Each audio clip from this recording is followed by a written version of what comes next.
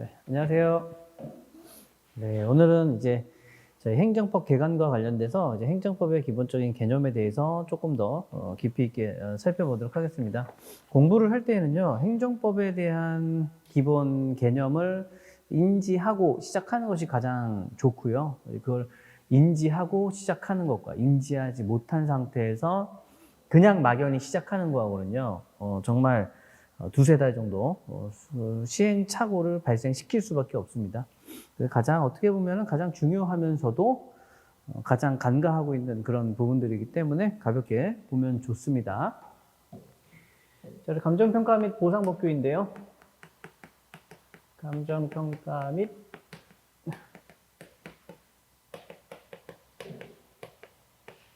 보상법규 시험인데 우리 실제로 이 감정평가와 보상, 그러니까 보상이 공익사업을 위한 법 이름은 다 외우셔야 됩니다.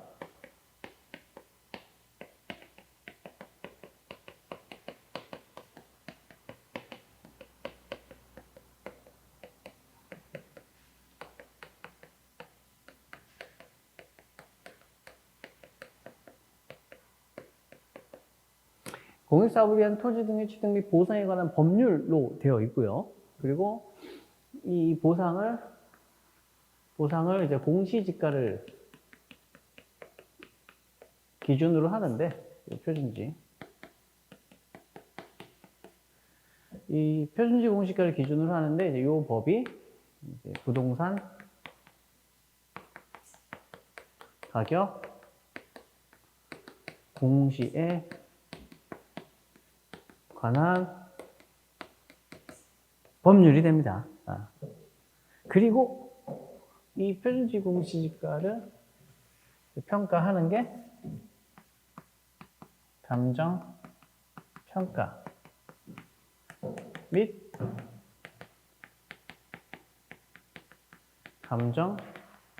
감정평가사에 관한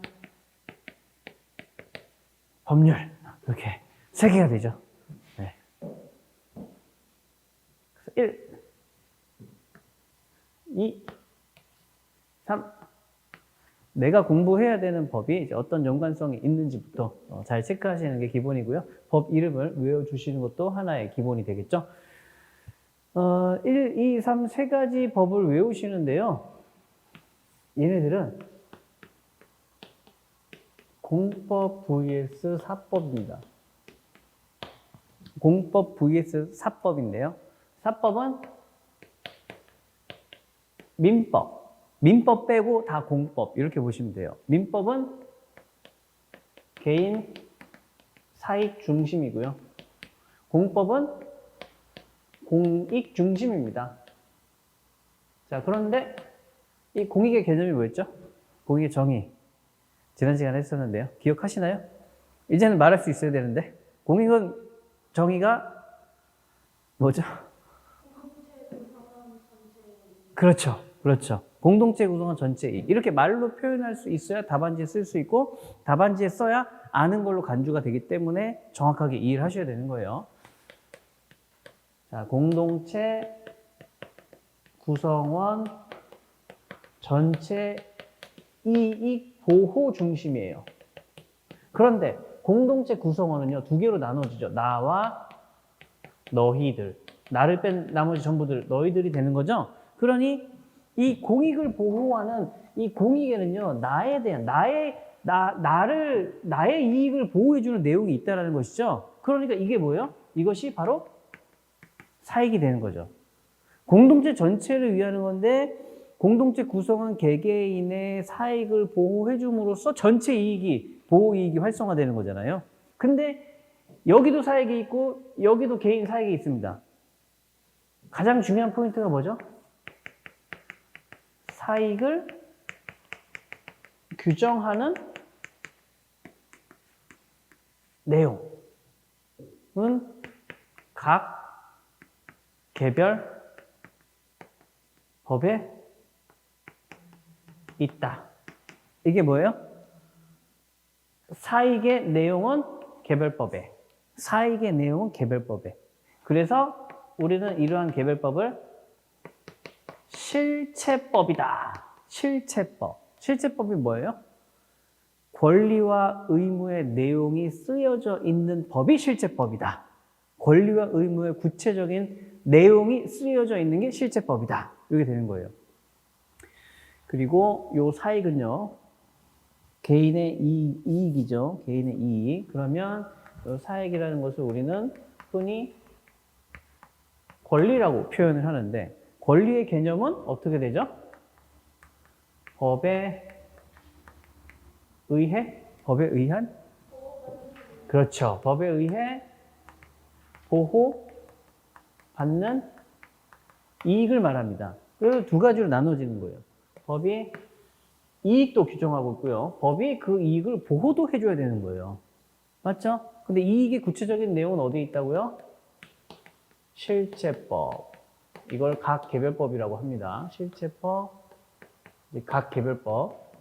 여기서 말하는 이 개별은요, 어떤 목적을 갖고 있는 개개의 법을 말하는 거예요. 도로공사, 도로 관리를 해야 된다? 도로법. 물 관리해야지? 하천법. 국토의 계획을 아울러서 종합적으로 잘 통제해야지? 국토의 계획 및 이용에 관한 법률. 법 이름이 각각의 개별 목적을 갖고 있죠? 그 법의 구체적인 이익의 내용이 존재한다는 것이죠. 이 이익을 침해받았을 때 어떻게 해요? 이익 침해 시 원칙. 내 이익을 침해했네? 이익을 침해한 놈 찾아가서 때려줘야 되죠. 근데 때려줘야 되는데 어떻게 때린다고 그러세요? 엄청 세게 때려가지고 걔는 죽어야 끝나요. 걔가 살아있는 한 내 이익을 침해한 것에 대한 분이 풀리지 않기 때문에 분노 유발이 되는 것이죠. 그렇게 그걸 이제 자력구제라고 하는 거죠. 자력구제. 근데 자력구제를 인정했더니 어떻게 돼요? 앞서 말한 것처럼 너무 피해가 크죠? 그래서 자력구제를 부정하고 자력구제 대신에 국가가 필요한 범위에서 강제로 실현시켜 줄게. 이익 침해를 해소시켜 줄게. 라고 얘기가 나옵니다. 그래서 법은 이익의 내용을 실체적으로 규정을 하기도 하지만 보호받을 수 있는 절차법을 통해서 실현시켜 주는 거예요. 자력구제를 국가의 공권력 행사로 대신해 주는 것이죠. 이 절차가 바로 대표적으로 소송법이 있다. 소송법이 있다. 이렇게 되는 겁니다. 이 이익이, 자, 1. 민법상 이익입니다. 민법에서 규정하고 있거나 혹은 민법 외 공법에서 규정을 하고 있다라고 하면 요건 사익, 요건 공익인데 민법 외 공법이죠. 이렇게 쓰니까 민법의 공법으로 보이기도 하는데 이래서 글자를 명확하게 써야 됩니다. 답안지에만 이렇게 막 쓰면은요, 이거 뭐야? 하고 의미를 잘못 판단해서 넘어갈 수 있거든요. 민법의 공익은 공익인데 여기에 사익이 있고 공익이 있어요. 요 사익 침해받았을 때 민법에서 사익으로 규정하고 있는 거 뭐가 있죠? 소유권, 지상권, 전세권 등 이런 것들이 있어요. 여러분들이 아직 민법 물권을 안 배우셔서 그러는데 민법 물권, 물건에 대한 권리거든요. 토지나 이제 건물 같은 부동산들에 대한 권리가 이렇게 규정이 되어 있습니다. 민법에, 공법에서의 공익보호를 통한 내용 중에서 규정되고 있는 사익, 건축 자유, 실현, 직업, 선택, 자유, 실현. 이런 것들이 있거든요. 이런 자유를 실현시켜줘야 되는데, 이런 자유가 실현되는 것이 그 자체가 사익인 거죠. 근데 이런 이익을 실현하지 못한다라고 하면 그때 이 절차법에 따라서 소송법에 따라서 보호를 받아야 되는 것이잖아요. 그래서 이때에는 민사소송으로 해결을 하는 것이고요. 이때에는 행정소송으로 해결을 해야 되는 것입니다. TV가 굉장히 크죠. 이거 몇 인치짜리예요. 육안으로 보시고 딱 아셔야 돼요. 평가사라면 육안으로 보고 딱 아셔야 됩니다. 왜? 가격을 그거 아세요? 여러분들 합격을 하셨어요? 어디 나갔습니다. 직업이 뭐세요? 예, 저 감정평가사입니다. 뭘 감정하죠? 물어봐요. 병아리 보석. 병아리 감별사, 보석 감정사, 진품 명품. 이게 세 가지가 세트로 항상 나오거든요. 그 다음에 부동산이 나와요. 그럼 이제 부동산 감정합니다. 라고 얘기를 하면, 주로 부동산을 감정합니다. 라고 하면, 아, 가격에 대한 얘기를 하시는구나. 그러면 모든 물건에 대해서 가격을 다 잘 아시겠네요? 라고 물어봐요. 그러면서, 저거 얼마예요? 이렇게 물어보는 경우가 종종 있거든요. TV. 와, 이거 엄청 큰데요? 이거 85인치 넘어 보이는데요? 90인치? 85인치? 엄청 크죠? 근데 여기 패널이 중요하거든요. 세게 만지면 깨질 수 있습니다. 살살. 아, 패널이 약해요. 이러면 싼 거예요. 비싼 건 패널이 단단해요. 이렇게 되게 얇은 패널은요, 꿀밤에 때리면 불안관 깨져가지고 한 200만 원 주고 다시 불안관 갈아줘야 되거든요. 이 정도 크기 되면, 아, 브랜드가 아니네요, 또. 이 정도 크기 되면 한 300? 300 정도면 살 것 같은데요. 인터넷에 검색해 보세요. 85인치 B 브랜드, 삼성하고 LG가 아닌 경우에 B 브랜드 한 300 정도 할 것 같아요. 더 비쌀 수도 있고요. 틀리면 검색하고 다시 얘기해 주면 되겠죠. 네. 자, 이것처럼 평가사라 그러면 다 물어봐요. 네. 많이 물어봅니다. 엄청 좋네요. 네. 자, 이렇게 민사소송하고 행정소송을 통해서 구제를 받는 거예요. 근데 우리 시험은 어떤 시험이에요? 공익사업을 위한 토지 등의 취득 및 보상에 관한 법률, 부동산 공시에 관한 법률, 감정평가 및 감정평가사에 관한 법률. 사법을 다루는 시험입니까? 공법을 다루는 시험입니까? 그렇죠. 공법을 다루는 시험이죠. 그러면 공법을 다루니까 공익사업을 위한 토지 등의 취득 및 보상에 관한 법률, 부동산 사업 공시에 관한 법률, 감정평가 및 감정평가사에 관한 법률상의 어떤 이익 침해를 받았을 때 어떤 소송 절차를 통해서 구제를 받아야 돼요? 행정소송 절차를 통해서 구제를 받아야 되죠. 그래서 행정소송을 같이 공부해야 되는 거예요. 법의 끝은 뭐예요? 법의 끝은 우리가 이제 법 없이 살 수 있는 사람이다라고 하면 어떤 사람이에요? 가진 게 없는 사람. 물리적 재산이나 어떤 내용이 없는 사람. 왜? 법은 있는 사람의 재산을 보호해주기 위한 기본 내용이기 때문에 법에 의해서 보호를 받아야 되는 사람들은 권리 침해를 받은 사람이고 권리나 이익이 있다라는 사람은 가지게 많은 사람들이잖아요. 그래서 법은 있는 자를 위한 어떤 보호 수단이죠. 있는 게 많은 사람들일수록 보호를 강하게 받아야 되기 때문에 법대로 하라는 말이 그래서 나옵니다. 행정소송은 우리 공법에 의한 권리를 보호해주는 거기 때문에 우리가 이것까지 같이 공부해야 되는 거예요. 법은 사회 질서고 질서가 필요한 이유는요, 살고 싶으니까. 살고 싶으니까 필요한데 가진 게 없는 자는 이리 하든 저리 하든 될 대로 되라고요.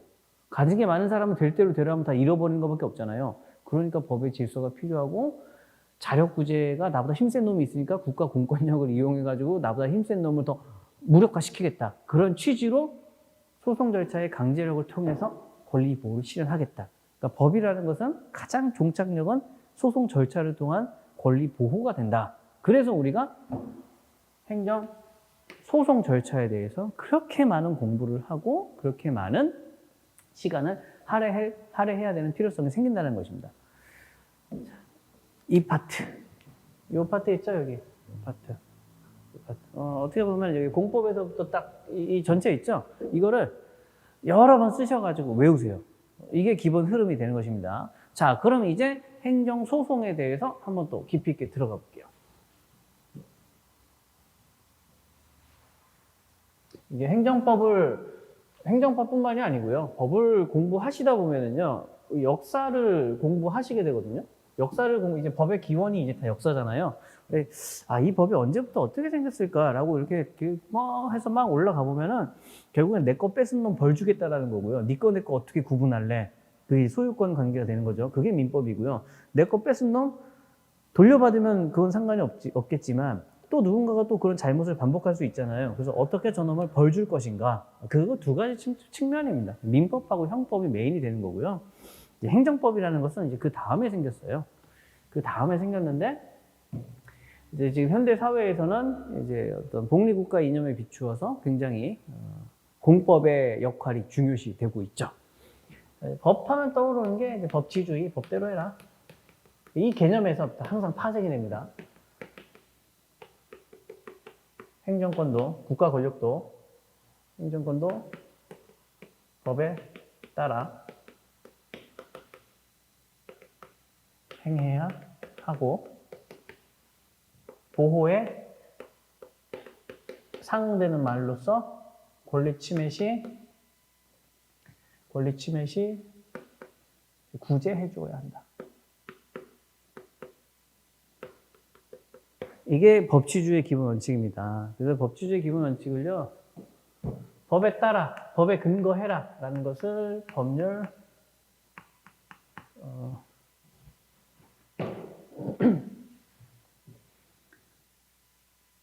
법. 이 법이 뭐예요? 이 법을 누가 만듭니까? 법이라는 건 기준이잖아요. 이 기준을 뭐 너가 만들래, 제가 만들래, 어디 뭐 지방자치단체에서 만들래. 자, 기준을 정해야 된다. 그래서 국회예요, 국회. 이걸 법규 창조력이라고 합니다. 행정권도 법에 따라야 되는데 이 법을 누가 만들어요? 국회가 만들어요. 그럼 국회가 만들었다라는 말은 우리가 만들었다는 거예요. 왜? 국회의원 우리가 선거에서 뽑잖아요. 내가 뽑았죠. 국회의원이 뭐 하는 사람이에요? 법 만드는 전문 직업을 만들어가지고 우리가 네가 만들어라고 우리가 다수결로 정해가지고 저놈이 만든 법을 우리가 다 같이 따르자라고 하는 거죠. 그래서 항상 선거할 때 보면은 내가 공약을 걸고 이렇게 하겠습니다, 뭐 저렇게 하겠습니다라고 막 말을 하잖아요.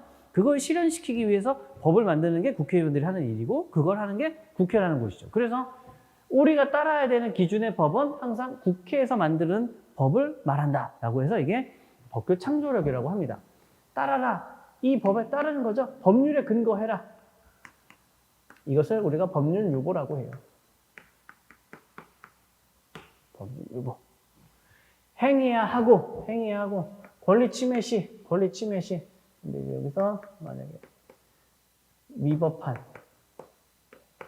위법한 권리 침해 시 구제해줘야 되는 거예요. 권리 침해인데 정당한 권리 침해는 권리 침해가 아니죠. 그거는 이제 정당한 어떤 제약이 되는 거죠. 행사를 제약하는 거죠. 권리 행사를 제한하는 것이죠. 위법하다. 이것을 우리는 법 우위의 원칙이라고 합니다. 법률 유보 원칙. 그러면 법 우위 원칙은 뭐냐? 행정권이 법 위에 있지 말아라. 행정권이 법 위에 있다는 것은 기준이 이렇게 있는데 그 기준을 무시하고 행정권 지 마음대로 한 거죠? 그렇게 하면 안 된다는 거예요. 그래서 행정권이 법 위에 있는 경우에는 위법한 것이 된다라는 것이죠. 그래서 위법한 법 우위 원칙에 반하는 권리 침해가 발생되면 구제해줘야 된다라는 게 법치주의의 기본 개념입니다. 그리고 법치주의를 실현시키는 이러한 원칙이 국회의 법규 창조력, 법률 유보 원칙, 법 우위 원칙 이렇게 세 가지가 되는 거예요. 그래서 모든 행정권이 어떤 행동을 할 때에는 항상 국회가 만든 법에 근거해서 그 근거한 법에 따라서 적법하게 실행을 해야 된다는 거예요. 그게 법치주의 원칙이고요. 여기서 이제 조금 더 세분화되어서 나오는 게 행정권, 이거 행정조직이죠. 행정조직 주체가 되는 것이고요. 행하다. 이것이 행정 작용이 되는 것이고요. 구제, 행정 구제가 됩니다. 이렇게 행정 조직과 작용과 구제를 다 더하면 이게 행정법이 되는 거예요. 그래서 이 행정법이라는 단어는 법치주의에서부터 도출되는 거죠. 그리고 법치주의를 실현하는 도구다라고도 보셔도 됩니다. 그래서 행정법은 법치주의를 실현하는 도구다라고 보셔도 될 것 같고요. 법치주의를 실현하는 게 본질적인 의미는 구제해주겠다. 잘못된 작용이 있으면 그로부터 구제를 해주겠다라는 게 법치주의의 핵심이 되는 것이죠. 그 법치주의를 실현시켜주는 것이 행정구제가 되는 것이고요. 자, 행정주체는요, 공권력을 행사하는 주체가 됩니다. 공권력. 행정주체로서는 국가, 지방자치단체, 공공단체, 그리고 이들로부터 업무를 위탁받은, 공적 업무를 위탁받은 사인이 됩니다. 사인. 이 주체의 핵심 포인트는요, 이 주체의 핵심 포인트는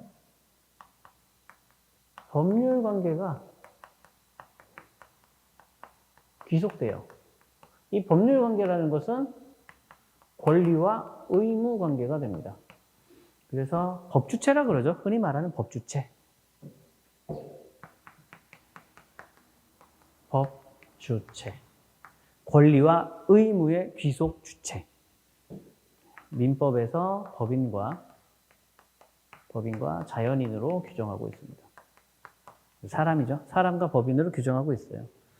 그래서 국가, 지방자치단체, 공공단체는 모두 공법인입니다. 그리고 공무수탁 사회는 일반 민간인 내지는 민간 법인이 될 수 있는 거예요. 이렇게 행정조직과 주체에 따라서 국가, 지방자치단체, 공공단체, 공무수탁 사인이 국가 안전 질서 보장이나 공익을 실현하기 위해서 여러 가지 작용들을 합니다. 여러 가지 작용들을 해요. 여러 가지 작용들을 하는데요. 자, 첫 번째는요. 일반 작용이 있고요. 두 번째는요. 이제 개별 작용이 있는데 이것이 이제 일반 작용은 이론이고요. 개별 작용은 어떤 실체적인 행동입니다. 개별 작용법으로는 지금 우리가 뭐 건축법, 도로법, 보상법, 국계법 이런 식으로 나와 있는데 개별 작용은 건축 허가, 도로구역 결정 고시, 도로구역 결정 고시, 그리고 뭐지 용도 지역 지정,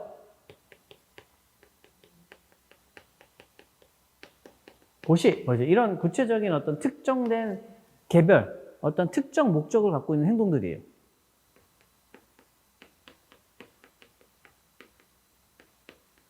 특정 목적을 갖고 있는 행동들입니다. 이런 개별 작용의 종류가 몇 개가 있을까요? 너무 많아요. 너무 많아요. 수십 개, 수백 개가 있어요. 그러면 수백 개, 수십 개의 어떤 행동들을 다 펼쳐놓고 살펴봤더니 공동된 특징들, 특성들, 성격이 나오는 거예요. 그런 것들이 나오는 거예요. 그래서 그걸 이론화시킨 게 바로 일반 작용 이론이 되는 거예요. 일반 작용법. 그럼 이제 어떤 것들이 있느냐? 일반 작용은요, 처음에 이제 권력적 작용과 비권력적 작용으로 나눠지는 거예요. 권력적 작용과 비권력적 작용이 있습니다. 뭐 건축 허가, 도로구 결정 고시, 뭐 용도지역 지정 고시, 그리고 뭐 이제 계약 체결 등 이런 것들이 있을 수 있잖아요. 이런 여러 가지 행위들이 있을 수 있죠. 그런데 여러 가지 행위 중에서 딱 성질을 놓고 보니까 이제 뭘 놓고 보느냐? 국가가 우리한테 하는 행동들이잖아요. 국가가 우리한테 하는 행동이니까 가장 먼저 구별하는 기준은 강제성이 있느냐 없느냐로 구별하는 거예요. 국가가 우리한테 하는데 내 동의가 필요해? 필요하지 않아? 이거예요. 야, 우리 뭐 코로나 때 마스크 쓰면 지하철 탈 수 없어. 이건 뭐예요? 강제력이에요.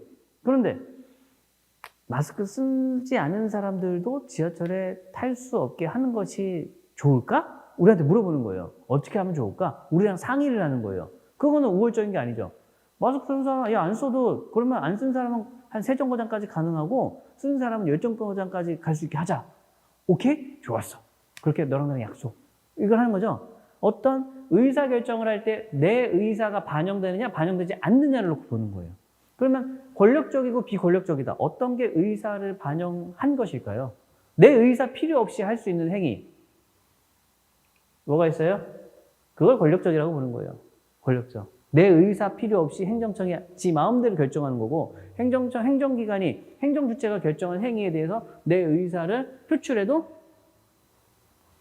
강제력이 없다는 거죠.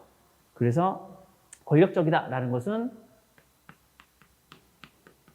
우월적 행위예요. 우월적 행위. 내 의사와 상관없이 저놈이 내 권리와 의무 관계에 영향을 줄 수 있는 거예요. 내 의사와 상관없이 내 법률 관계에 영향을 줄 수 있는 게 권력적 관계고, 비권력적 관계는 내 의사와 상관없이 내 법률 관계를 변동시키지 못하는 거예요. 자, 법률 관계가 뭐예요? 법률관계가 뭐예요? 여기 있죠. 권리와 의무 관계. 법률 관계라고 하면 권리와 의무 관계가 되는 거예요. 그럼 법이라는 걸 뭘 규정하고 있는 거예요? 권리와 의무를 규정하고 있는 거예요. 그게 법이에요. 예. 자, 법률 관계는 권리와 의무입니다. 자, 권력적 일반 작용이라는 것은 내 의사와 상관없이 행정 주체가 우월적으로 법률 관계의 발생, 변경, 소멸을 일으킬 수 있는 걸 말하는 거고요. 비권력적 관계라는 것은 행정 주체가 나랑 합의해서 내 법률 관계를 발생, 변경, 소멸시키는 행위를 비권력적이라고 하는 거예요. 그러면 권력적 관계는요, 다시 한번 세 가지로, 크게 보면 세 가지로 나눌 수가 있는데요. 행정, 입법, 행정, 계획, 행정, 행위. 이렇게 크게 보면 세 가지로 나눠집니다. 비권력적 작용은요, 가장 대표적인 게 계약과 사실행위라는 게 있어요. 계약과 사실행위라는 것이 있습니다. 비권력적 작용.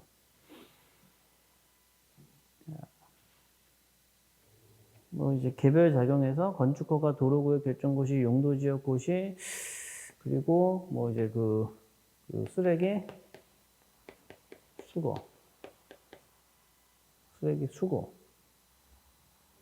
이런 것들이 있을 수 있는데, 자 볼게요. 자, 건축 허가는 어디에 해당할까요? 건축 허가. 권력적 행위. 그 중에서 입법, 계획, 행정, 행위 중에서 어디에 해당할까요? 확률은 3분의 1이죠. 행위에 해당하죠. 그렇죠. 건축 허가니까 무언가 해준 거잖아요. 맞죠? 자, 도로구역 결정 고시는요. 도로구역 결정 고시. 계획. 도로구역을 결정했죠. 여기까지는 행정계획이에요. 그걸 고시했죠. 고시하면 행위예요. 근데 이건 두 개가 합쳐졌으니까 행정행위로 보는 거죠. 도로구역 결정 고시. 구체적인 액션이잖아요. 계획에 맞추어서 고시를 했잖아요. 그럼 액션이 되는 거예요. 그럼 고시를 하면 어떤 법률관계 변동이 생기느냐? 도로구역 결정 고시가 됐다는 것은 이 땅은 앞으로 도로로 쓸 거야 라는 것이죠. 도로를 쓸 거라고 계획을 했는데 여기에 내가 건물을 지으면 돼요? 안 돼요? 안 되죠. 그래서 행위 제한이 가해집니다. 그럼 행위 제한이니까 내 땅인데 건축을 못하는 행위 제한이 가해져요. 국민의 건축의 자유를 제한하는 법적 효과가 발생되는 거죠. 네. 근데 이게 어때요? 우월적으로 찍어 눌렀으니까 내가 지으면 안 되는 거예요. 지으면 법 위반이니까 강제로 철거시켜 버리겠죠. 용도지역 지정 고시는요. 행위. 이것도 이제 고시라는 구체적인 액션이 있었죠. 하지만 용도지역을 지정하는, 이 지정 결정하는 건 또 행정계획이에요. 아시겠죠? 이해가 되시죠? 계약 체결은요. 계약 체결. 자, 국가의, 우리 국토교통부에 내가 감정평가 자문 서비스를 해주겠습니다. 라고 서로 상호 협의해가지고 계약서를 작성했어요. 이건 어디에 해당해요? 이건 당연히, 그렇죠. 여기에 해당하죠. 자, 쓰레기 수거. 맞습니다. 사실행위예요. 자, 우리는 여기서 중요한 포인트를 잡아야 되는데요. 사실행위라고 딱 들어가 있네? 자, 사실행위는요, 법률관계와 상관없는 행위예요. 법률관계와 상관없는 행위가 사실행위입니다. 법률관계와 관련이 없는 행위가 사실행위예요. 그럼 나머지는요? 위에 있는 것들은요? 법률관계의 변동을 일으켜요. 법률관계의 변동을 일으킬 수 있는 행위예요. 행정입법을 합니다. 행정입법이라는 건 뭐냐면 국회가 입법을 해야, 국회가 법사항을 정해서 만들어줘야 되는데 국회가 바쁘잖아요. 바쁘니까 세부적인 사항까지 한 1부터 100까지 다 만들기 힘들어요. 그럼 어떻게 해요? 1부터 한 50까지 커다란 기준을 만들어 놓고 나머지 50개는 야, 니네들이 집행할 거니까 니네들이 구체적인 것 좀 필요한 거 있으면 알아서 만들어가지고 써. 위임을 주는 거예요. 그게 행정입법이에요. 그럼 행정입법도 국민의 권리와 의무에 영향을 미치는 세부적인 사항을 만들 수 있는 거잖아요. 그렇기 때문에 행정입법도 우월적인 행위로 들어갑니다. 행정기관이 법을 만드는데 야, 그렇게 하지 말고 이렇게 해! 라고 제가 가서 얘기를 해요. 들어요? 안 들어요? 안 들어줘요. 안 들어줘요. 그렇기 때문에 내 의사와 상관없이 내 행동을 제약하는 기준을 만들 수 있는 행동이잖아요. 그러니까 얘는 권력적 법률관계 변동을 일으키는 행위가 되는 거예요. 행정계획도 마찬가지고요. 국민의 권리와 의무에 어떤 영향을 미치는 사항을 지 마음대로 계획하잖아요. 나한테 물어보지도 않고. 그러니까 이것도 권력적이고. 행정행위는 이런 것들이 행정행위이기 때문에 전부 다 국민의 권리와 의무에 영향을 미칠 수 있는 것이고. 계약도 내가 자문 서비스를 주기로 했죠. 그 대가로 뭘 받아요? 돈을 받아요. 돈을 받아요. 금전 지급 청구권이 생기고요. 어떤 자문이라는 용역을 제공해야 돼요. 노무를 제공해야 돼요. 서비스를 제공해야 되는 의무가 생깁니다. 나 일하기 싫어요. 9시부터 6시까지 국토교통부 책상 앞에 앉아가지고 상담하는 사람이 있으면 내가 해주기로 했는데 5시 됐는데 아무도 안 올 것 같아요. 집에 가고 싶어요. 배도 고프고. 그래서 5시에 나왔습니다. 계약 위반이죠? 계약 위반이죠? 그러면 이제 계약 위반이니까 위반된 것만큼 손해배상이 됐든 뭐가 됐든 물어줘야 되겠죠. 권리의무에 미치는 거죠. 그런데 그 내용이 누가 결정했어요? 내용이 나와 국가가 같이 합의해서 결정한 사항이에요. 합의해서 법률관계의 발생변경 소멸을 약속한 거, 그걸 계약이고요. 조금 더 고급스러운 표현으로 쌍방의 의사 합치라 그래요. 쌍방의 의사 합치. 이 세 개는요, 내 의사와 상관없이 법률관계에 관한 사항을 결정할 수 있는 사항들이에요. 사실행위는요, 원칙적으로 법률관계와 상관이 없는 행위를 사실행위라고 합니다. 다 구분이 됐죠? 자, 그러면 이제 이렇게 네 개는 법률관계와 관련이 있고요. 얘는 법률관계와 관련이 없어요. 법률관계와 관련이 없다라는 것은 법률관계는 권리와 의무 관계잖아요. 권리 침해가 있을 때 보호가 필요한 거죠. 근데 사실행위는 법률관계의 변동을 발생시키지 않으니까 권리 침해를 발생시키지 못하는 거예요. 맞죠? 그러면 어떻게 됩니까? 사실행위는 구제 필요성이 없는 행위들이다. 사실행위는 구제 필요성이 없는 행위들이다. 쓰레기를 수거해갑니다. 쓰레기 수거의 목적이 뭐예요? 지저분한 쓰레기를 치움으로써 쾌적한 도로를 쾌적한 이제 거리를 조성하겠다라는 게 이제 쓰레기 수거의 목적이잖아요. 그럼 저 쓰레기 수거의 목적을 달성하기 위해서 뭐가 필요해요? 물리력 행사가 필요한 거예요. 어떤 물리력 행사예요? 쓰레기를 짚는다, 든다, 차에다 실는다, 간다 라는 물리적인 행사, 물리력 행사가 필요한 거죠. 그 물리력 행사는 무엇을 위해서 집행된 거예요? 목적 실현을 위해서. 법률관계와 직접 관련이 없는 목적을 실현하기 위한 물리력 행사를 사실행위라고 가볍게 보시면 될 것 같고요. 사실행위는 권리 피해를 직접적으로 발생시키지 않는 행위이기 때문에 구제 대상이 아니다. 근데 예외적으로 이제 저희가 이제 본 수업을 하게 되면 사실행위를 할지라도 예외적으로 권리 침해를 발생시킬 수 있고요. 사실행위가 간접적으로 권리 침해를 발생시키는 경우에는 권리 침해가 있기 때문에 그때는 구제를 받을 필요가 있기 때문에 그때는 어디로 갑니까? 행정소송법으로 가서 구제받으면 되는 거예요. 자, 행정입법, 행정계획, 행정행위, 계약. 자, 이런 것들이 있는데요. 그럼 이제 사실행위는 구제 대상이 아닙니다. 그러면 구제로 넘어올 필요가 없죠. 그럼 구제로 넘어올 것은 이렇게 4개입니다. 4개인데 이렇게 3개하고 요 하나하고 성질이 다르죠. 내 의사가 있어 없어. 자, 이렇게 3개는 내 의사가 없습니다. 3개는 내 의사가 없는데 이렇게 3개를 다툴 때에는 내 의사와 상관이 없습니다. 우월적이어요. 저항하지 못하고 내가 온몸으로 받아들여야 되는 피해예요. 그러니까 뭐가 하고 싶은 거예요? 반항하고 싶죠. 그건 내 의사 없이 네 혼자 멋대로 결정한 거잖아. 난 동의할 수 없네. 그런 것은 네 혼자 해! 라고 얘기할 수 있는 거예요. 그러면 그런 것에 대해서 저항해보고 싶죠. 그래서 저항해보자 어떤 소송을 제기합니까? 항고소송을 제기한다 라고 얘기를 하는 거예요. 항고소송. 이것에 대해서는 항고소송을 제기해서 우리가 구제를 받아보자 라고 얘기를 하는 것이고요. 계약 같은 경우는 쌍방의 의사 합치니까 양 계약의 양 당사자가 존재하겠죠. 양 당사자가 존재하니까 이때는 야 당사자끼리 한번 얘기해봐. 당사자 소송이 되는 거예요. 당사자 소송이 됩니다. 1. 항고소송 2. 당사자 소송. 자, 이렇게 구제를 받을 필요가 있는 거예요. 자, 그리고 국가기관과 지방자치단체, 공공단체 지들끼리도 싸울 수가 있어요. 국가기관, 관악구청장하고요, 관악구의회하고 싸울 수도 있습니다.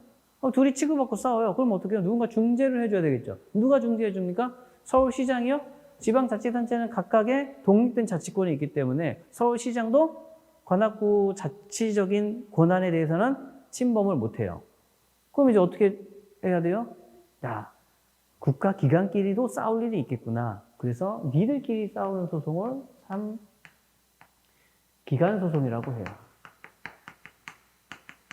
기관소송. 그리고 우리가 국가의 수장이나 지방자치단체 장들을 뽑는다는 것은 국민을 대표해서 일반 국가 행정 사무를 담당하고 어떤 집행을 해라라는 대표자들을 뽑는 거거든요.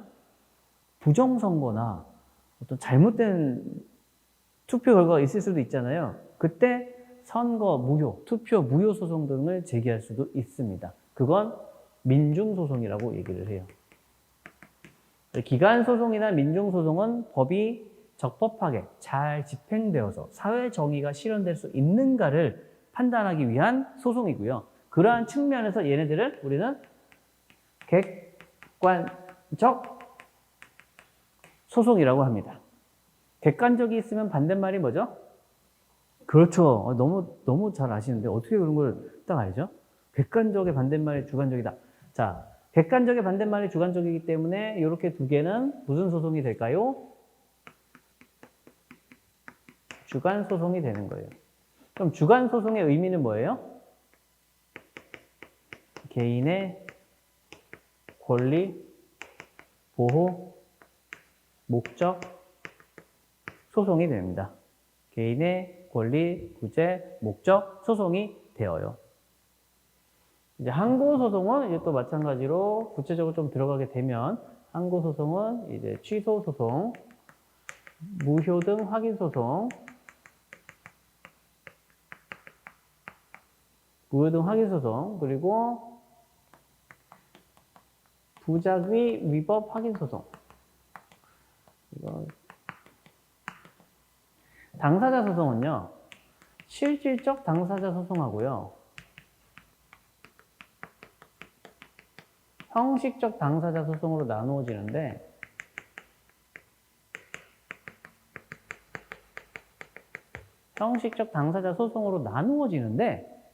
이 형식적 당사자 소송, 실질적 당사자 소송, 특히 형식적 당사자 소송이 우리 2차 시험의 최고 1등.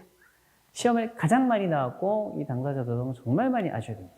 우리 시험에서의 최고 핵심 포인트, 형식적 당사자 소송. 자, 이렇게 세부적으로 들어가면 이제 이런 내용들이 있습니다. 항고소송, 당사자 소송이네요. 항고소송과 당사자 소송은 뭐예요? 구제 절차입니다.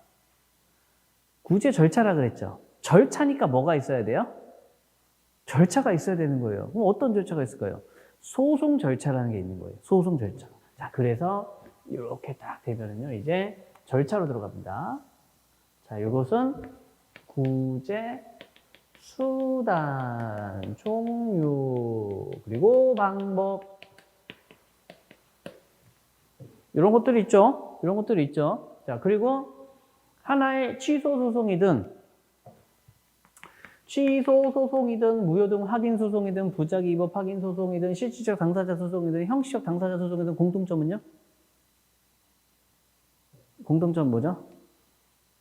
얘네들에 대한 공통점. 다 소송이라는 거. 다 소송이라는 거죠. 다 소송이라는 공통점이 있죠. 기본 이제 그 개념 공통적으로. 그럼 얘네들은 다 소송이라는 공통 개념 포인트를 갖고 있기 때문에 이 어떤 소송 이름이 취소냐, 무효등 확인이냐, 부작위 위법 확인이냐, 뭐 실질적 당사자 소송이냐, 형식적 당사자 소송이냐, 소송 이름과 이름에 불문하고 소송을 진행하는 절차는 동일하다는 거예요. 절차는 동일하다. 어떤 소송이든지 간에 똑같은 절차로 진행이 된다. 그래서 처음에 소송을 제기하려고 합니다. 뭐가 있어야 돼요? 소송 제기 요건이 있어야 됩니다. 소송 제기 요건. 소송을 제기하면은요, 이제 본안 심리를 해요. 본안 심리라는 것이 어떤 침해에 대해서 구제를 해줘야 되잖아요. 그 어떤 침해가 위법하면 구제해주는 거죠. 위법한 침해인지 아닌지 위법성을 판단하는 것이고요. 그 판단 결과에 따라서 판결을 합니다. 요 절차를 갖고 있는 거예요. 요 절차를. 제기하기 위해서는요, 적합한 대상이어야 하고요. 대상으로서, 소송의 대상으로서 적합해야 된다. 그걸 대상적격이라고 그러고요. 소송을 제기할 수 있는 자는 누구예요? 법률상 이익을 침해받은 사람이죠. 법에 의해서 보호받는 이익을 침해받았으니까 법에 의해서 내가 보호받겠다. 소송 절차를 통해서 보호받겠다라고 제기하는 거잖아요. 그러니까 그 사람들을 우리는 원고적격이라고 합니다. 그리고 내가 법률상 이익의 피해를 받았는데 재판을 통하지 않고도, 소송 절차를 통하지 않고도 손쉽게 그 침해된 권리를 회복할 수 있다면 굳이 재판 안 해도 되죠.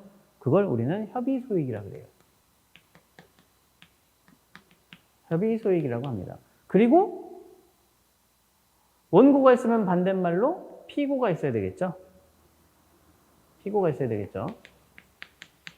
그리고 이 소송을 100년 만년 무한히 인정해주지 않아요.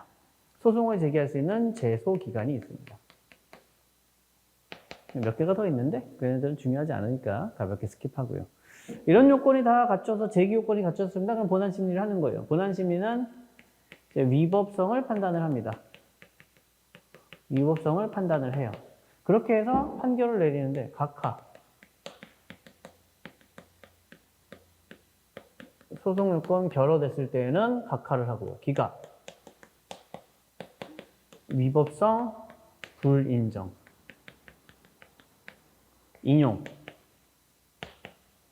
위법성 인정 그리고 사정 판결이라는 게 있어요. 위법성은 인정이 되는데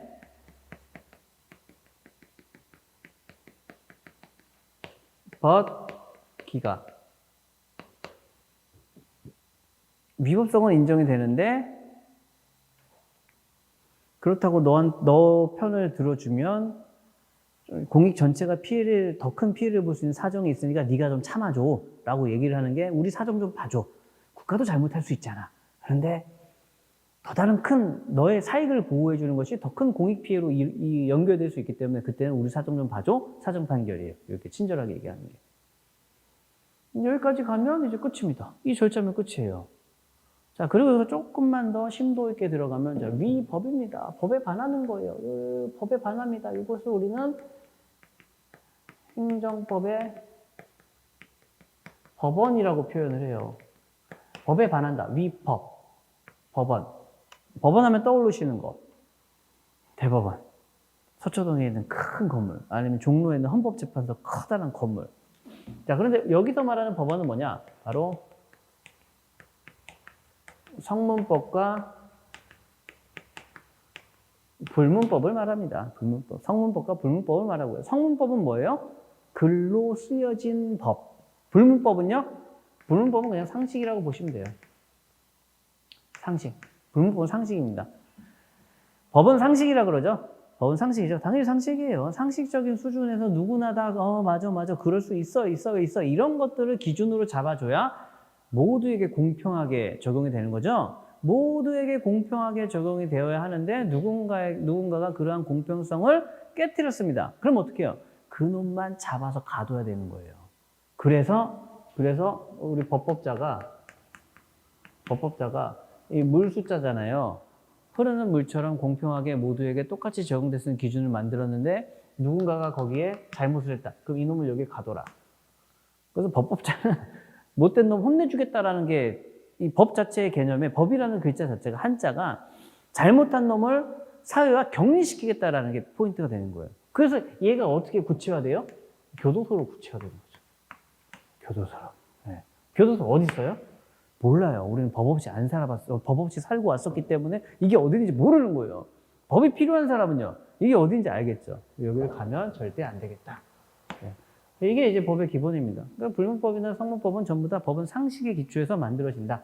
상식대로 했는가 안 했는가, 상식으로 만들어진 약속을 지켰는가 안 지켰는가. 그런데 여기 우리가 사고적으로 이제 발달장애라든지 기타 등등 상식이 다르기 때문에 죄를 짓고도 그게 왜 죄야? 이렇게 인식하는 사람들이 많이 있잖아요. 그게 바로 상식이 다르기 때문이고요. 그럼 그 사람은 상식이 다르잖아요. 누구와 다른 거예요? 우리의 상식과 그의 상식은 다른 거예요. 근데 우리가 다수잖아요. 그러니까 법으로 만들어졌죠. 다수와 다른 상식을 갖고 있는 사람들을 분리시키는 게 법의 또 하나의 기능이라고 볼 수 있겠죠.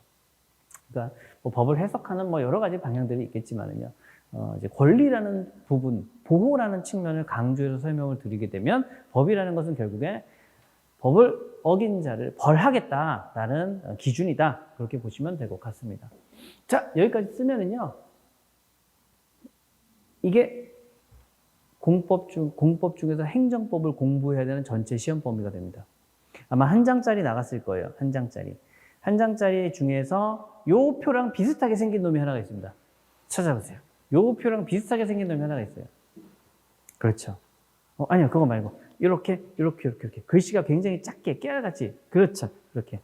네 파트로 나눠서 딱 되는 게. 요 그림이랑 좀 비슷할 거예요. 맞죠? 자, 우리 시험은 이렇게 나옵니다. 첫 번째. 어떤 대상을 하나 던져주고요. 구제 수단과 방법을 찾는 문제를 물어봐요.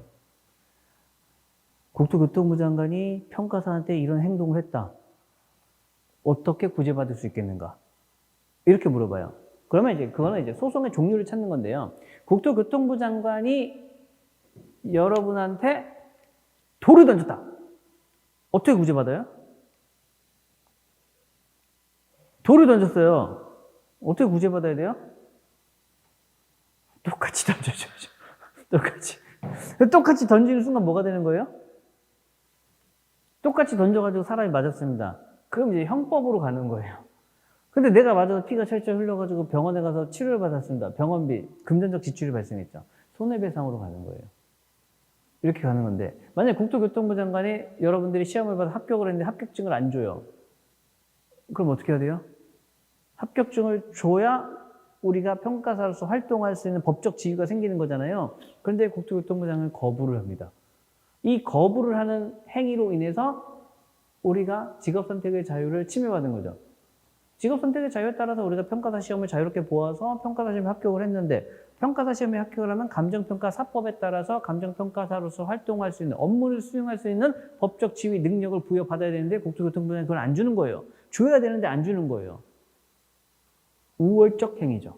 우월적 행위로서 행정행위에 해당합니다. 그걸 밝혔죠? 그럼 어디로 가는 거예요?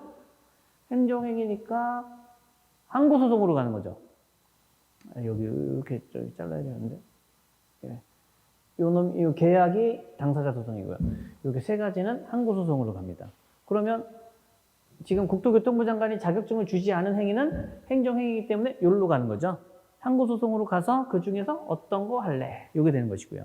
만약에 국토교통부 장관이 나하고 자문 용역을 체결해가지고 내가 자문 서비스 제공했어요. 돈을 안 줘요. 돈을 안 줍니다. 어디로 가야 돼요? 어떤 방법을 선택해야 되는 거예요? 이 방법을 선택하기 위해서는 먼저 뭐가 규명이 되어야 해요? 그 행동이 어떤 영역에 해당하는지를 찾아줘야지 그에 대응하는 요 나오는 거죠. 근데 우리가 건축허가, 도로가 결정고시, 도로가 결정행위, 고시행위, 지정행위, 고시행위, 계약 체결 행위, 쓰레기 수거하는 행위 이런 것들이 많이 있으니까 딱 봤을 때 저놈의 성질이 무엇일까라고 고민을 해보고 이 행위들의 어떤 개념을 통해서 어디에 해당하는지를 우리가 찾는 거잖아요. 이거 찾는 게 1단계 시험 유형인 거예요. 이거 찾는 게. 그래서 설문에서 국토교통부 장관이 너한테 돈을 내라고 했다. 내가 돈을 안 낸다. 혹은 돈을 내라고 했다. 어떻게 불복할 수 있는가? 돈을 내라고 했다. 의무를 부과하는 거죠. 어떤 의무예요? 내 통장에 있는 현금 지출의 의무를 부과한 거고요. 현금이 줄어들면 개인의 사유 재산이 줄어드는 거죠. 재산권 침해가 발생되는 겁니다. 그러면 어떻게 다퉈야 돼요? 저놈이 명령을 내렸는데 내가 그 명령을 따르지 않으면 국가 권력을 발동해서 내 통장에 있는 돈을 지들 마음대로 내 허락 없이 빼가요. 어떤 행위예요? 우월적 행위가 될 수 있죠. 우월적 행위. 그러면 그러한 측면에서 내 의사와 상관없이 내 권리와 의무에 영향을 미칠 수 있는 행위이기 때문에 행정행위구나. 행정행위니까 항고소송으로 가야지 취소, 무효, 부작용 확인 소송 중에서 무언가를 하나 할 수 있다. 이렇게 쓰는 거예요. 이게 첫 번째 시험 유형입니다. 그럼 두 번째. 계약 체결을 했는데 돈을 안 줘요. 그럼 어떻게 구제를 받아야 돼요? 계약 체결의 내용이 우월적이었어요? 우월적이지 않았어요? 우월적이지 않았잖아요. 그럼 어디로 가요? 계약인가 따라라 당사자 소송. 그럼 실질적 당사자 소송으로 갈래? 형식적 당사자 소송으로 갈래? 어디로 갈래? 이거 찾는 게 시험 문제입니다. 이해되시죠? 자, 근데 만약에 취소나 무효동 확인 소송. 국토교통부 장관이 나한테 너는 감정평가 하지 마. 업무 한 2년만 쉬어. 업무정지 2년 처분을 내렸어요. 야, 말도 안 되는 소리 하지 마. 그 엉터리 처분을 취소해줘. 라고 취소 소송을 제기했습니다. 라고 문제가 나오는 거예요. 취소 소송을 제기했다. 과연 제기할 수 있는가? 이렇게 물어보는 거예요. 그러면 취소했다. 라고 하는 거예요. 업무정지 처분 2년을 내렸습니다. 업무정지 2년 처분의 소식을 들은 감정평가 갑은 화를 참지 못하고 두 주먹으로 책상을 두들겨 치다가 어떻게 구제받을 것인가를 생각하다가 수업 때 들었던 감정평가 및 보상복구 입문 강의를 다시 찾아보았는데 소송의 이름이 있는데 그중에서 실질적 당사자 소송이 가장 마음에 들어서 실질적 당사자 소송을 제기하였다. 여기까지 사실관계 끝난 거예요. 그 다음에 감정평가사 갑은 국토교통부 장관의 업무정지 처분에 대해서 실질적 당사자 소송을 제기할 수 있는가? 이렇게 물어보는 거예요. 방법을 찾는 게 아니죠. 방법이 특정이 된 다음에 제기할 수 있는가를 물어봤죠. 그럼 쟁점이 뭐가 될까요? 과징금 업무정지 처분에 대해서 당사자 소송을 제기했어요. 업무정지 처분에 대해 당사자 소송을 제기했어요. 그럼 당사자 소송을 제기할 수 있는가? 이렇게 물어봤잖아요. 그때 쟁점 포인트. 이거 제기했죠? 근데 이거 제기할 수 있는가를 물어본 거예요. 업무정지 처분을 대상으로 당사자 소송을 제기할 수 있는가를 물어본 거거든요. 그게 바로 대상이 적합하냐라는 거예요. 제기를 한 소송과 실제로 발생된 어떤 피해를 일으키는 대상이 일치하는가를 물어보는 겁니다. 그러면 업무정지 처분은 내가 업무를 하잖아요? 효력이 없어요. 왜? 국토교통부 장관이 우월적으로 너 일하지 마 라고 했기 때문에 그 명령에 우월적으로 내가 따를 수밖에 없는 거죠. 그런데 여기에 대해서 당사자 소송의 대상은 뭐예요? 쌍방의 의사 합치에 대한 내용을 다루는 소송이잖아요. 근데 업무정지 처분은 내 의사와 상관없이 나한테 바로 집행을 해버렸단 말이에요. 그러니까 당사자 소송이 아니고 항고소송을 제기했어야 되는 거죠. 그러면 당사자 소송을 제기했습니다. 당사자 소송 제기하면 안 돼. 틀렸어. 이렇게 얘기하는 거죠. 이유는요. 업무정지 처분은 당사자 소송은 계약을 대상으로 하지만 업무정지 처분은 계약이 아니고 행정행위이다. 그래서 항고소송으로 다퉜어야 하는 것이지 당사자 소송을 제기하는 것은 아니다. 그래? 틀렸어. 이렇게 물어보는 게 두 번째 유형의 문제예요. 첫 번째는 요거. 두 번째는 여기에 있는 거를 물어보는 게 쟁점이고요. 사실관계 블라블라 던져주는데요. 사실관계는 항상 어디까지 나오냐? 여기까지 나옵니다. 여기까지가 사실관계예요. 사실관계 법률관계라 그래가지고요. 사실관계는 뭐예요? 행정주체와 행정작용까지 정리해 놓은 게 사실관계고요. 이 사실관계에서 도출되는 법적 쟁점이 법률관계가 되는 것입니다. 근데 법적 쟁점으로서 법률관계 법적 쟁점은 어디로 나와요? 다 구제와 관련돼서 나오는 거예요. 이 구제를 일으키기 위한 구제의 필요성을 발생시키는 원인이 사실관계, 행정주체가 어떤 작용을 했다, 침해작용을 했다. 여기에 나오게 되는 것이죠. 그래서 오른쪽은 사실관계들이 블라블라블라 써 있어요. 갑이 뭘 했고, 을이 뭘 했고, 국토교통부 장관이 뭘 했고, 정부는 어쩌고저쩌고 사실관계가 나오고 여기서 봐야 되는 것은 어떤 작용을 했느냐, 권력적 작용을 했느냐, 비권력적 작용을 했느냐. 이것만 사실관계 캐치를 하면 되고요. 문제에서 물어보는 거는 어떤 구제 수단이 가능하냐, 특정 구제 수단 하나가 딱 찍혀 있으면 여기서 뭐가 문제될 수 있느냐, 혹은 위법하냐 안 하냐, 어떤 판결을 해야 되느냐, 이런 거 물어보는 게 행정법에서 물어보는 기본 포인트가 되는 것입니다. 그럼 이제 이 쟁점을 이게 쟁점이야 라는 걸 알기 위해서 여러분들이 뭘 하셔야 돼요? 이것부터 외우셔야죠. 머릿속에 이 그림이 그대로 있으셔야 되는 거예요. 그래야 사실관계 읽었는데 행정주체가 행정작용을 했구나. 했더니 원고조건 물어보는구나. 원고조건의 쟁점이야? 그럼 원고조건 내가 공부했으니까 그거 써줄게. 쫙 쓰는 거죠. 간단하죠. 지금 이 한 면짜리가 지금 여러분들한테 나눠준 프린트 두 쪽으로 정리가 되어 있잖아요. 그걸 얼마나 빨리 내가 정복하느냐에 따라서 수험 기간이 1년이 되느냐, 2년이 되느냐가 달라지게 되는 것입니다. 기초적인 행위고요. 모든 쟁점과 모든 문제는 여기서 다 나오기 때문에 이 구조를 알고 공부를 시험을 보셔야 되는 것이고 이 구조에서 뭐가 나오느냐? 이 구조에서 뭐가 나오느냐? 이 구조에서 시험 문제가 다 나오고요. 이 시험 문제가 나올 수 있는 이러한 내용들을 어디서 확인할 수 있습니까? 기본서에서 확인할 수 있어요. 그리고 그 기본서는 행정법 분량이 한 900페이지 정도 됐던가. 필요 없는 거 빼면 한 800페이지 정도 될 거예요. 저 끝에서 이 끝에까지가 기본서 800페이지로 깔끔하게 정리가 되어 있습니다. 굉장히 신나죠. 800쪽만 하면 돼요. 그걸 우리가 한번 정독으로 보면서 시험에 필요한 부분, 답안지는 800페이지를 공부했으니까 답안지를 얼마나 많이 쓰고 싶겠어요. 한 100페이지는 써야 되는데 100페이지를 여러분들 쓰라고 하면 채점하는 사람이 힘들잖아요. 그래서 여러분들한테는 딱 16쪽만 주는 거예요. 채점하기 편하게 하려고 자기들이. 그래서 800쪽을 갖다가 공부를 했는데 막 100쪽, 200쪽, 800쪽 다 쓰고 싶은데 답안지를 꼴랑 16쪽밖에 안 주니까 어떻게 해야 됩니까? 16쪽 분량에 맞춰서 쓸 수 있게 축약하고 요약하고 정리하고 계속해서 줄여가지고 답안지에 쓸 수 있는 분량만큼만 가져가야 되겠죠.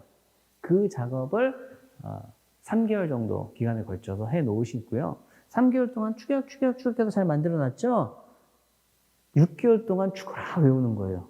6개월 동안 죽어라 외운 다음에 이제 시험 보면 보통 한 9개월 정도 공부하면 우리 보상복교는 다 마무리가 됩니다. 그리고 개별법이 한 300페이지 정도 되거든요. 300에서 400페이지. 그 두 개 합치면 한 1200, 1300페이지 정도가 돼요. 그것만 하시면 됩니다. 그리고 법조문은 토탈 합쳐서 약 한 300개 정도. 300개. 법조문 300개만 외우면 끝나는데 다 외울 수 없겠죠? 그래서 어떻게 합니까? 한 100개 정도만 외우시면 돼요. 3분의 1 정도. 필요한 거 100개 정도만 외우시면 되고 지금 여러분들이 갖고 계신 이 교재 미니 법전이라 그래서 그 300개나 되는 많고 보기도 힘들고 어렵고 짜증나는 법을 간단하게 축소시켜서 거기에 중요한 판례를 추가시켜서 개별법에서는 지금 장안의 히트 화제가 되고 있죠. 예, 미니 법전. 모든 수험서의 기본 정석이 될 것이고요. 모든 수험서가 앞으로 이렇게 나올 것입니다. 그리고 우리 감정평가 수험계의 최고 선두주자가 우리 교재예요. 우리 교재가 항상 기본이 되고 모든 강사분들이 다 우리 교재를 바라보고 있고 우리 강의 자료를 벤치마킹하고 뺏겨가지고 다 쓰고 있습니다. 왜? 행정법 교과서에서 어떤 최고 선두주자가 이제 또 박균성 교수님이 계신데 박균성 교수님하고 저하고 공저로 우리 기본서를 써서 정리하고 있습니다. 모든 개정이 우리 책이 제일 빠르고요. 모든 내용의 정리가 우리 책이 제일 빠르고 모든 수정이 우리 책이 제일 빠릅니다. 그래서 우리 책이 이제 3월 말에 개정판으로 나올 거거든요. 그거 나오고 모든 강사분들이 이제 우리 교재에서 개정된 거라든지 새로 바뀐 내용 같은 거 다 찾아가지고 카피해서 씁니다. 그리고 이 미니 법전 같은 경우는 작년까지 프린트를 나눠드리다가 이제 책자로 해서 이제 올 초에 냈거든요. 아마 제가 장담하는데 다른 강사분들도 이제 미니 법전, 요약 법전, 간략, 핸드 법전 해가지고 올해부터 출간 되실 거예요. 아마 빠르신 분들은 한 4월, 5월부터 출간하실 거고요. 느리신 분들은 이제 하반기에 출간하시겠죠. 제가 분명히 장담합니다. 어떤 다른 강사분들 보시면 이거하고 비슷한 책이 이제부터 쭉쭉 나올 거예요. 그만큼 저의 강의가 우리 감정평가 시험에서는 최고 선두 강의이기 때문에요.